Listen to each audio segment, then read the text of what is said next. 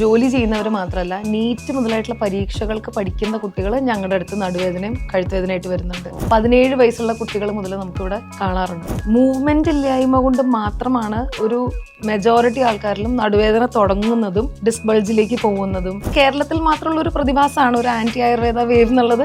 കേരളത്തിൽ മാത്രമുള്ള ഒരു പ്രതിഭാസമാണ്. ശരിക്കും ഈ ആയുർവേദ മരുന്ന് എന്ന് പറയുന്നത് ശരീരത്തിന് ഹാനികരമാണോ? അധികമായാൽ അമൃതം വിഷം എന്നുള്ളൊരു വാക്യമുണ്ട്, അത് കറക്റ്റാണ്. പക്ഷെ അതുകൊണ്ട് ആയുർവേദം മൊത്തത്തിൽ മോശമെന്ന് പറയുന്നതിന് യാതൊരു അടിസ്ഥാനവും ഇല്ല. ഇപ്പോൾ ജനറലി കാണുന്ന നമ്മളൊരു കാര്യം എന്താ വെച്ചാൽ സാർക്കോപീനിയ എന്ന് പറയും, മസിൽ ലോസ്. മസിൽ ബിൽഡ് ചെയ്യാൻ വേറെ ഒരു ന്യൂട്രിയന്റിനും പറ്റില്ല, പ്രോട്ടീൻ തന്നെ വേണം. കുട്ടികൾക്ക് നടുവേദന ഉണ്ടാവാറുണ്ടോ? എന്തുകൊണ്ടായിരിക്കും കുട്ടികൾക്ക് ഇങ്ങനെ വരുന്നത്?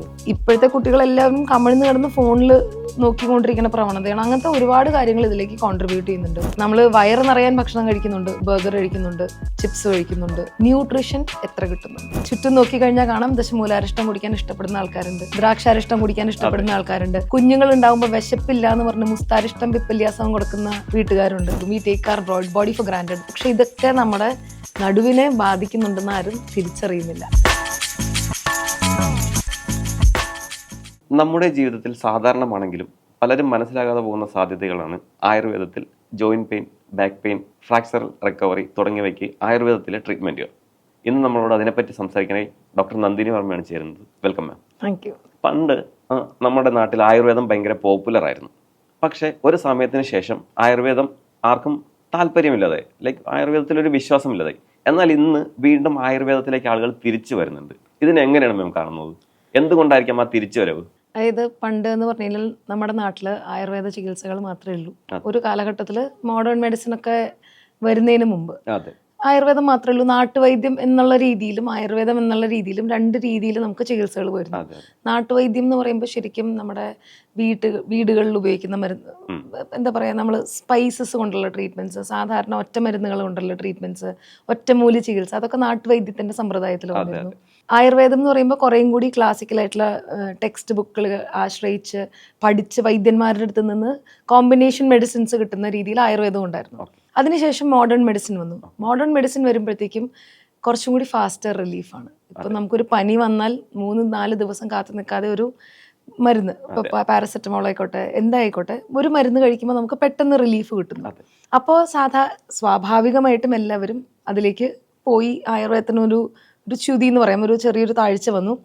അതിനുശേഷം ഇപ്പോൾ കഴിഞ്ഞ ഒരു 20 കൊല്ലത്തോളമായിട്ട് 15-20 കൊല്ലത്തോളമായിട്ട് ആൾക്കാർ റിയലൈസ് ചെയ്യണു ക്രോണിക് ഇൽനെസ്സസ്, അതായത് ഒരുപാട് കാലം നീണ്ടു നിൽക്കുന്ന അസുഖങ്ങൾക്ക് ആയുർവേദം കുറേം കൂടി ഫലപ്രദമാണ്, പൂർണ്ണമായിട്ട് മാറാൻ ഫലപ്രദമാണെന്ന് ആൾക്കാർ റിയലൈസ് ചെയ്യുന്നു. അതുകൊണ്ട് അതിൻ്റെ കൂടെ തന്നെ സ്പെസിഫിക് ആയിട്ടുള്ള അസുഖങ്ങൾക്ക് ആയുർവേദം ആണ് പരിഹാരം നൽകുന്നത് എന്നുള്ള ഒരു റിയലൈസേഷൻ കൊണ്ടാണ് ഇപ്പോൾ വീണ്ടും ആയുർവേദത്തിലേക്ക് പ്രായഭേദമന്യേ ആൾക്കാർ വരുന്നത്. ഇപ്പോൾ പല മൾട്ടി സ്പെഷ്യാലിറ്റി ഹോസ്പിറ്റലുകളിലും ആയുർവേദത്തിന് വൻ സ്വീകാര്യതയാണ്. എന്നാൽ ഇപ്പോഴും ആയുർവേദ മരുന്ന് കഴിക്കുന്നതും ആയുർവേദത്തിനോടും പല മോഡേൺ മെഡിസിൻ പ്രാക്ടീസ് ചെയ്യുന്ന ഡോക്ടേഴ്സിന് താല്പര്യമില്ല. അവരതിനെയൊക്കെ ഭയങ്കരമായിട്ട് താഴ്ത്തി കിടന്നുണ്ട്. ശരിക്കും ഈ ആയുർവേദ മരുന്ന് എന്ന് പറയുന്നത് ശരീരത്തിന് ഹാനികരമാണോ? അധികമായാൽ അമൃതം വിഷം എന്നുള്ളൊരു വാക്യമുണ്ട്, അത് കറക്റ്റാണ്. ഇപ്പോൾ പ്രിസ്ക്രിപ്ഷൻ ഇല്ലാതെ ഏത് മരുന്ന് കഴിച്ചാലും, ആയുർവേദമായാലും മോഡേൺ ആയാലും, പ്രിസ്ക്രിപ്ഷൻ ഇല്ലാതെ കഴിച്ചു കഴിഞ്ഞാൽ നമുക്ക് പ്രശ്നം ഉണ്ടാവും. ഇപ്പോൾ ഏറ്റവും കോമൺ ആയിട്ട് കാണുന്ന മരുന്നിന്റെ അബ്യൂസ് എന്നുള്ളത് അരിഷ്ടങ്ങൾക്കാണ് കാണുന്നത്. അരിഷ്ടത്തിൽ സെൽഫ് ജനറേറ്റഡ് ആൽക്കഹോൾ ഉണ്ട്. അത് നമ്മളിപ്പോൾ അതിന് പ്രിസ്ക്രൈബ് ഡോസ് എന്ന് പറഞ്ഞാൽ ഒരു 30 ml ആണ് ഒരു ദിവസത്തേക്കുള്ള ഡോസ് കൊടുക്കുന്നത്. അത് നമ്മൾ ഒരാഴ്ചയോ 10 ദിവസമോ 14 ദിവസത്തേക്കാണ് കൊടുക്കുന്നത്. ജനറലി ചുറ്റും നോക്കിക്കഴിഞ്ഞാൽ കാണാം ദശമൂലാരിഷ്ടം കുടിക്കാൻ ഇഷ്ടപ്പെടുന്ന ആൾക്കാരുണ്ട്, ദ്രാക്ഷാരിഷ്ടം കുടിക്കാൻ ഇഷ്ടപ്പെടുന്ന ആൾക്കാരുണ്ട്. കുഞ്ഞുങ്ങൾ ഉണ്ടാകുമ്പോൾ വിശപ്പില്ല എന്ന് പറഞ്ഞ് മുസ്താരിഷ്ടം പിപ്പല്യാസം കൊടുക്കുന്ന വീട്ടുകാരുണ്ട്. അതൊക്കെ ശരിക്കും അബ്യൂസ് തന്നെയാണ്, മെഡിസിൻ അബ്യൂസ് തന്നെയാണ്. അതിന് ഡെഫിനറ്റ്ലി സൈഡ് എഫക്റ്റ് ഉണ്ടാവും. പക്ഷെ അതുകൊണ്ട് ആയുർവേദം മൊത്തത്തിൽ മോശമെന്ന് പറയുന്നതിന് യാതൊരു അടിസ്ഥാനവും ഇല്ല. ഏത് മരുന്നാണെങ്കിലും നമ്മൾ അധികം, മരുന്നെന്നല്ല, ഏത് ഭക്ഷണ സാധനമാണെങ്കിലും അധികം കഴിച്ചു കഴിഞ്ഞാൽ നമുക്കത് ഉപദ്രവം ഉണ്ടാവും. അത്ര തന്നെ. പൊതുവെ പറഞ്ഞു വരുന്നത് ആയുർവേദം കഴിക്കുന്നു. ഇപ്പം എന്ത് അസുഖമുണ്ട് ഹോസ്പിറ്റലിൽ പോകുന്നു, നിങ്ങൾ ആയുർവേദം മരുന്ന് കഴിക്കുന്നുണ്ടോ? അപ്പോൾ നിങ്ങൾക്ക് ലിവറിന് പ്രശ്നമുണ്ട്, ആ ഒരു രീതിയിലാണ് പറയുന്നത്. അതെ, അതിൽ കുറെ അവർ പറയുന്നത് എന്താ വെച്ചാൽ നമുക്ക് സയന്റിഫിക് സ്റ്റഡീസ് നടത്തുന്നില്ല. പക്ഷെ അത് തെറ്റാണ്. കാരണം ഒരുപാട് സയന്റിഫിക് സ്റ്റഡീസ് നടത്തുന്നുണ്ട്. നാഷണൽ ലെവലിലുള്ള ആയുർവേദ റിസർച്ച് സെന്റേഴ്സ് കേരളത്തിൽ തന്നെ 3 ഉണ്ട്. അങ്ങനെ എല്ലായിടത്തും ഉണ്ട്. അതല്ലാതെ തന്നെ പ്രൈവറ്റ് ആയിട്ടുള്ള ഇൻസ്റ്റിറ്റ്യൂഷൻസ്, ഇപ്പോൾ വൈദ്യരത്നം പോലത്തെ ബിഗ് പ്ലേയേഴ്സ്, കോട്ടക്കൽ ആയുർവേദശാല, വൈദ്യരത്നം പോലത്തെ ബിഗ് പ്ലേയേഴ്സിന് റിസർച്ച് വിങ്സ് ഉണ്ട്. ഇതിന്റെ സൈഡ് എഫക്ട് സ്റ്റഡി ചെയ്യുന്നുണ്ട്. ഓരോ മരുന്നിന്റെയും എഫിക്കസി, അതിൽ ചേർക്കുന്ന മരുന്നുകളുടെ എങ്ങനെയാണ് പ്യൂരിഫിക്കേഷൻ പ്രോസസ്സ്, വളരെ ടീഡിയസ് ആയിട്ടുള്ള പ്രോസസ്സ് കൂടെ കടന്നു പോയിട്ടാണ് ഒരു പ്രൊഡക്റ്റ് മാർക്കറ്റിൽ എത്തുന്നത്. അത് അങ്ങനെ തന്നെ ക്വാളിറ്റി മെയിൻറ്റെയിൻ ചെയ്യുന്നുണ്ട്. അപ്പോൾ അത് ഒരു ഒരു എന്താ പറയുക, അത് കേരളത്തിൽ മാത്രമുള്ള ഒരു പ്രതിഭാസമാണ്. ഒരു ആന്റി ആയുർവേദ വേവ് എന്നുള്ളത് കേരളത്തിൽ മാത്രമുള്ള ഒരു പ്രതിഭാസമാണ്. മോഡേൺ മെഡിസിനിൽ നിന്നും ആയുർവേദിക് പരമായിട്ട് ഓർത്തോപെഡിക് റീഹാബ് എങ്ങനെയാണ് വ്യത്യസ്തപ്പെട്ടിരിക്കുന്നത്? എന്തൊക്കെയാണ് നമ്മുടെ ചികിത്സാ രീതികൾ വരുന്നത്? ആയുർവേദത്തിൽ എന്ന് പറയുമ്പോൾ ഈ ആയുർവേദത്തിൽ ഓർത്തോപെഡിക് റീഹാബിലിറ്റേഷൻ ഒരു സ്പെഷ്യലൈസേഷൻ ഒരു 13 years മുമ്പാണ് ഞാൻ പ്രാക്ടീസ് ചെയ്ത് തുടങ്ങിയത്. ഒരു ഓർത്തോപെഡിക് റീഹാബിലിറ്റേഷൻ എന്താണെന്ന് മനസ്സിലാക്കി, അതായത് വേദന നമ്മൾ മാറാനായിട്ട് ആയുർവേദ ചികിത്സകളുടെ കൂടെ ഫിസിയോതെറാപ്പിയുടെ കുറച്ച് പ്രിൻസിപ്പിൾസ്, അതേപോലെ തന്നെ എക്സസൈസസ്, ട്രീറ്റ്മെൻറ്റിൻ്റെ സമയത്ത് തന്നെ ചെയ്യുന്ന കുറച്ച് വ്യായാമങ്ങൾ, എവിടെയാണോ പ്രശ്നം സ്പെസിഫിക് ആയിട്ടുള്ള വ്യായാമങ്ങൾ, പിന്നെ ഓർത്തോസിസ് എന്ന് പറയും, നമുക്ക് സപ്പോർട്ടീവ് ആയിട്ടുള്ള ഈ നീ ക്യാപ്പ് ഒക്കെ ഉണ്ടല്ലോ, നീ ക്യാപ്പ്, നീ ബ്രേസ്, അതൊക്കെ സിമ്പിൾ ആയിട്ടുള്ള ഓർത്തോസിസ് ആണ്. അങ്ങനത്തെ ഓർത്തോസിസ് ഒക്കെ യൂസ് ചെയ്യുക. സപ്പോർട്ടീവായിട്ട് ഓർത്തോപെഡിക് ആയിട്ടുള്ള സപ്പോർട്ടീവ് ആയിട്ടുള്ള ഉപകരണങ്ങൾ ഉപയോഗിച്ചുകൊണ്ടുള്ള ചികിത്സയുടെ ഒരു ഇൻറ്റഗ്രേറ്റഡ് മെഡിസിൻ ആണ് ശരിക്കും പറയുന്നത് ഓർത്തോപെഡിക് റീഹാബിലിറ്റേഷൻ ആയുർവേദത്തിൽ വരുമ്പോഴത്തേക്കും. ഇപ്പോഴും പലർക്കും അറിയില്ല അങ്ങനത്തെ ചികിത്സകൾ നടക്കുന്നുണ്ടെന്നുള്ളത്. ഇനി നമുക്ക് സംസാരിക്കാൻ പോകുന്നത് ഭയങ്കര വാസ്റ്റ് ആയിട്ടൊരു ടോപ്പിക്കാണ്, നടുവേദന. നമ്മളിപ്പോ ഈ കാലഘട്ടത്തിൽ മെജോറിറ്റി ആൾക്കാരും ഇരുന്നാണ് ജോലി ചെയ്യുന്നത്. അപ്പം അവർക്ക് ഈ നടുവേദനയുടെ പ്രശ്നങ്ങൾ വളരെ കോമൺ ആണ്. പലരും വിചാരിക്കുന്നത് ഇത് സാധാരണമാണ്, ഇരുന്ന് ജോലി ചെയ്യുന്നവർക്ക് നടുവേദന എന്നുള്ളത് ആവശ്യമുള്ള കാര്യമാണെന്നുള്ള രീതിയിൽ പലരും ഇതിനെ കാണുന്നുണ്ട്. ഈ നടുവേദന നമുക്ക് ഒഴിവാക്കാനായിട്ട് നമുക്ക് എന്തൊക്കെ കാര്യങ്ങൾ ശ്രദ്ധിക്കാൻ പറ്റും? ശരിക്കും പറഞ്ഞാൽ അതിന്റെ കുട്ടിക്കാലം മുതലുള്ള കാര്യങ്ങൾ അതിൽ നോക്കേണ്ടതുണ്ട്. ഇപ്പൊ ജോലി ചെയ്യുന്നവർ മാത്രമല്ല, നീറ്റ് മുതലായിട്ടുള്ള പരീക്ഷകൾക്ക് പഠിക്കുന്ന കുട്ടികൾ ഞങ്ങളുടെ അടുത്ത് നടുവേദനയും കഴുത്തുവേദനയായിട്ട് വരുന്നുണ്ട്. MRI എടുത്ത് നോക്കുമ്പോൾ അവർക്കും പ്രായമായിട്ടുള്ളവർക്ക് കാണുന്ന പോലത്തെ ഡീജനറേറ്റീവ് ഡിസ്ക് ഡിസീസസ് നമുക്ക് അതിൻ്റെ തുടക്കം, തേയ്മാനത്തിൻ്റെ തുടക്കം, സ്പോണ്ടലൈറ്റിസ് ഒക്കെ തുടക്കം 17 വയസ്സുള്ള കുട്ടികൾ മുതൽ നമുക്കിവിടെ കാണാറുണ്ട്. അപ്പോൾ അതിന് ഏറ്റവും പ്രധാനമായിട്ടുള്ള കാര്യം എന്ന് പറഞ്ഞാൽ ചെറിയ വ്യായാമങ്ങളാണ്.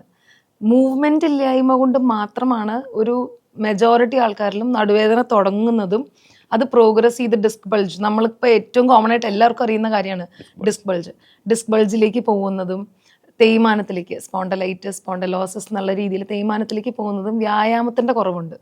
അപ്പം മസിൽസിന് ശക്തി നിലനിർത്തുക, മിനിമലായിട്ടെങ്കിലും വ്യായാമം, സ്പൈനിനുള്ള സ്ട്രെച്ചസ്, സ്പൈനിന് മാത്രമല്ല മൊത്തം ജോയിൻസിനുള്ള സ്ട്രെച്ചസ്, അതിനൊരു ഇമ്പോർട്ടൻസ് കൊടുത്ത് കുട്ടിക്കാലം മുതലേ കുട്ടികളെ ഫിസിക്കലായിട്ട് ആക്റ്റീവ് ആക്കുക. അങ്ങനത്തെ കാര്യങ്ങൾ ചെയ്ത് കഴിഞ്ഞാൽ ഒരുപാട് വ്യത്യാസം വരും. ഇരുന്ന് ജോലി ചെയ്യണ ആൾക്കാർക്ക് ബേസിക്കലി നമ്മൾ ഈ ഒരു മണിക്കൂർ 2 മണിക്കൂർ ഇരുന്ന് കഴിഞ്ഞാൽ ഒന്ന് എണീറ്റ് നടക്കുക, ഒരു 10 minutes ബ്രേക്ക് എടുക്കുക. 10 minutes അല്ലെങ്കിൽ ഒരു 2 minutes എങ്കിലും നിങ്ങളൊന്ന് സ്ട്രെച്ച് ചെയ്ത് നടക്കാൻ പറയാറുണ്ട്. ഒരിടയ്ക്ക് IT-ക്കാർക്ക് മാത്രമായിരുന്നു ഈ കൺസിസ്റ്റന്റ് നടുവേദന. പക്ഷെ ഇപ്പം എല്ലാവരുടെയും ജോലി ഇൻക്ലൂഡിങ് നമ്മുടെ ഇരുന്നിട്ടാണ്. നമുക്ക് അങ്ങോട്ടും ഇങ്ങോട്ടും നടത്തത്തിനെക്കാട്ടിലും ചിലപ്പോൾ മണിക്കൂറുകളോളം നമ്മൾ ഇരിക്കുന്നു. അപ്പോൾ ഇത് എല്ലാവരുടെയും നടുവിനെയൊക്കെ ബാധിക്കുന്ന കാര്യങ്ങളാണ്. ശരിക്കും ചെറിയ ചെറിയ എക്സസൈസസ് ആണ് ഫസ്റ്റ് സ്റ്റെപ്പ് ഇതിനെ ഒഴിവാക്കാനായിട്ട്. പിന്നെ ഗട്ട് ഹെൽത്ത് ഭയങ്കര ഇമ്പോർട്ടൻ്റ് ആണ്. നമ്മൾ ഗട്ട് ഹെൽത്ത് എന്ന് പറയുമ്പോൾ ഗ്യാസ്ട്രൈറ്റിസ്, നമ്മൾക്ക് മിക്കവർക്കും ഗ്യാസിൻ്റെ ഇഷ്യൂസ് ഉണ്ട്, അസിഡിറ്റി ഉണ്ട്. ഇതെല്ലാം നടുവേദനയെ ട്രിഗർ ചെയ്യുന്ന കാര്യങ്ങൾ പലർക്കും അറിയില്ല. ബവൽ മൂവ്മെൻറ്റ്സ്, ഡെയിലി ബാത്റൂമിൽ പോകണം എന്നുള്ളത് ഭയങ്കര ഇമ്പോർട്ടൻ്റ് ആയിട്ടുള്ളൊരു കാര്യമാണ്. ഇതെല്ലാവരും പലരും വളരെ നമ്മൾ ബോഡിയെ ഗ്രാൻറ്റഡ് ആയിട്ട് എടുക്കും. We take our body for granted. നമ്മൾ പറയും അത് ഇപ്പം എന്താ 2 ദിവസം കൂടുമ്പോഴാണ് വയറ്റിന്ന് പോകുന്നത്, നെഞ്ചരിച്ചിലുണ്ട് അപ്പോൾ ഒരു പാൻറ്റോപ്രസോൾ കഴിക്കും, ആ രീതിയിൽ മാനേജ് ചെയ്തു പോകാം. പക്ഷെ ഇതൊക്കെ നമ്മുടെ നടുവിനെ ബാധിക്കുന്നുണ്ടെന്ന് ആരും തിരിച്ചറിയുന്നില്ല. ഗട്ട് ഹെൽത്ത് മെയിൻറ്റെയിൻ ചെയ്യുക, മൂവ്മെന്റ്സ് ഉണ്ടാവുക എന്നുള്ളതാണ് ആദ്യത്തെ ഒരു സ്റ്റെപ്പ് നമ്മുടെ നടുവേദന ഒഴിവാക്കാനായിട്ട്. പലപ്പോഴും കുട്ടികൾ മാതാപിതാക്കളോട് നടുവേദന ഉണ്ട് എന്ന് പറയുമ്പോൾ ഇവൻ ടീച്ചേഴ്സിനോടാണെങ്കിൽ പോലും അത് നിനക്ക് സ്കൂളിൽ പോകാൻ മടിയായിട്ട്, അല്ലെങ്കിൽ നിനക്കൊരു കാര്യം ചെയ്യാൻ മടിയായിട്ടാണെന്ന് പറയാറുണ്ട്. ശരിക്കും കുട്ടികൾക്ക് നടുവേദന ഉണ്ടാവാറുണ്ടോ? കുട്ടികൾ ഫസ്റ്റ് എക്സ്പീരിയൻസ് ചെയ്യും അവർ നടുവേദന. അപ്പം ആദ്യം അവർ നടുവേദന എന്ന് പറയുമ്പോൾ നമ്മൾ അതിനെ അറ്റൻഡ് ചെയ്യുക തന്നെ വേണം. ആദ്യം ഒരു പ്രാവശ്യം നടുവേദന ഉണ്ടെന്ന് പറഞ്ഞു കഴിഞ്ഞാൽ അവരോട് ചോദിക്കുക. നമ്മളതിനെ ആദ്യം തന്നെ ജഡ്ജ് ചെയ്യരുത്. ജഡ്ജ് ചെയ്യണം, നമ്മൾ ആദ്യം ചോദിക്കുക എവിടെയാ വേദന. അപ്പോൾ അവർ വേദന പറയുന്ന ഏരിയയിൽ നമുക്ക് പ്രശ്നം തോന്നുകയാണെന്നുണ്ടെങ്കിൽ ഒരു ഡോക്ടറിനെ കാണിക്കുക, ജസ്റ്റ് ഒന്ന് ചെക്ക് ചെയ്യുക പ്രശ്നമുണ്ടോ. പ്രശ്നം ഉണ്ടെന്നുണ്ടെങ്കിൽ നമ്മൾ അപ്പം തന്നെ അതിനെ അഡ്രസ്സ് ചെയ്യുക. 2 പ്രാവശ്യം നടുവേദന വന്ന് പിന്നെ അത് നമുക്ക് ലീവ് എടുക്കാനുള്ള ഒരു അവസരം എന്ന് പറയുമ്പോൾ കുഞ്ഞുങ്ങൾ പിന്നെയും അത് പറയുമായിരിക്കും. അത് കുഞ്ഞുങ്ങളുടെ ഒരു നേച്ചറാണ്, അത്രേ ഉള്ളൂ.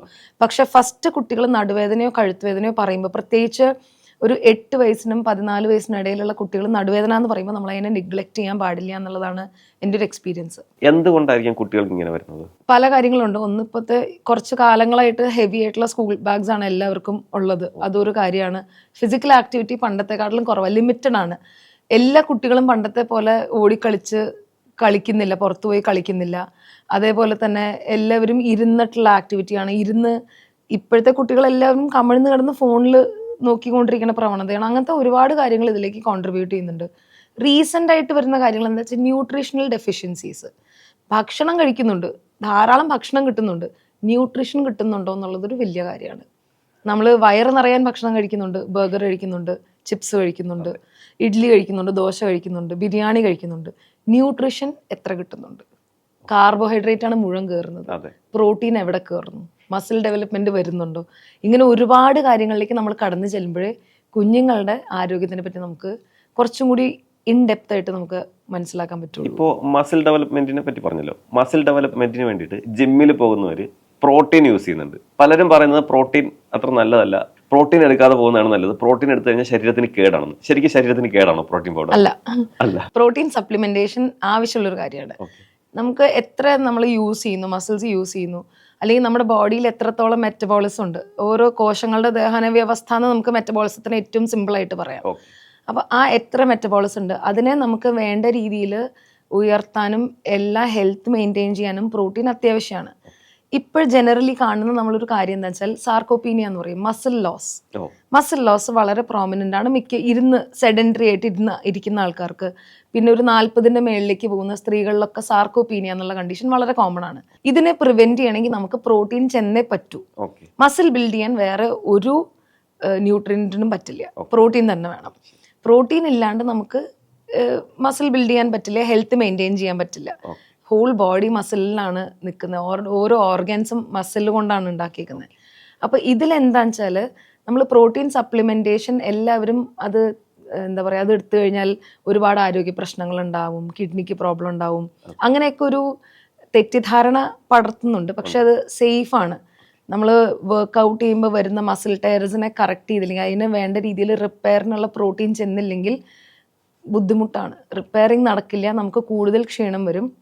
ശരിക്കും അളവ് വരെ ഉണ്ട്. നമ്മൾ പ്രോട്ടീൻ കഴിക്കണതിൻ്റെ ഓരോരുത്തരുടെ ബോഡി കോൺസ്റ്റിറ്റ്യൂഷൻ വെച്ചിട്ട് നമ്മൾ അളവിൽ പ്രോട്ടീൻ കഴിക്കണം. അത് നമുക്ക് ഡയറ്റിൽ നിന്ന് കിട്ടാൻ ബുദ്ധിമുട്ടാണ്. ഡയറ്റിൽ നിന്ന് നമുക്ക് അത്രയും കിട്ടാൻ ബുദ്ധിമുട്ടാണ്. അപ്പോൾ നമ്മൾ സപ്ലിമെന്റ് എടുക്കുക. എത്രയാണോ ആവശ്യത്തിൽ കൂടുതലാവരുത്, പക്ഷെ എത്രയാണോ റിക്വയർഡ് അത് സപ്ലിമെന്റ് എടുക്കുക. ഈ പ്രോട്ടീൻ സപ്ലിമെന്റ് എടുക്കുന്ന സമയത്ത് വ്യായാമം എന്നുള്ളത് അത്യാവശ്യമാണോ? കുറേയൊക്കെ അത്യാവശ്യമാണ്. പിന്നെ അതല്ലാതെ തന്നെ ഇപ്പോൾ വളരെയധികം ഒബീസ് ആയിട്ടുള്ള ആൾക്കാരിൽ അവരുടെ ജനറൽ മെറ്റബോളിസം പമ്പപ്പ് ചെയ്യാൻ ആദ്യം പ്രോട്ടീൻ കൊടുത്തു തുടങ്ങാറുണ്ട്. അവർക്ക് ഹെവി എക്സസൈസ് ചിലപ്പം ആദ്യം തന്നെ ചെയ്ത് തുടങ്ങാൻ പറ്റിക്കൊള്ളണമെന്നില്ല അവരുടെ ബോഡി വെയിറ്റ് കൊണ്ട്. കാരണം അത്ര വെയിറ്റ് ഉണ്ടാകുമ്പോൾ നമ്മൾ എക്സസൈസ് ചെയ്ത് കഴിഞ്ഞാൽ ജോയിന്റ് ഇഷ്യൂസ് ഒക്കെ വരാൻ സാധ്യതയുള്ളതുകൊണ്ട്. അപ്പോൾ അങ്ങനെയുള്ളവർക്ക് നമ്മൾ വിഗറസ് എക്സസൈസിന് മുമ്പ് തന്നെ നമ്മൾ പ്രോട്ടീൻ സപ്ലിമെൻറ്റേഷൻ അഡ്വൈസ് ചെയ്യാറുണ്ട്.